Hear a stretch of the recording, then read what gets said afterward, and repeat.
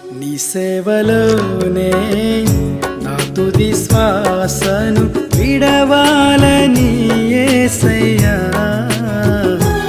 నీకై బ్రతకాలని ఆశయ్యా. నీ సేవలోనే నా తుది శ్వాసను విడవాలని యేసయ్యా, నీకై బ్రతకాలని ఆశయ్యా.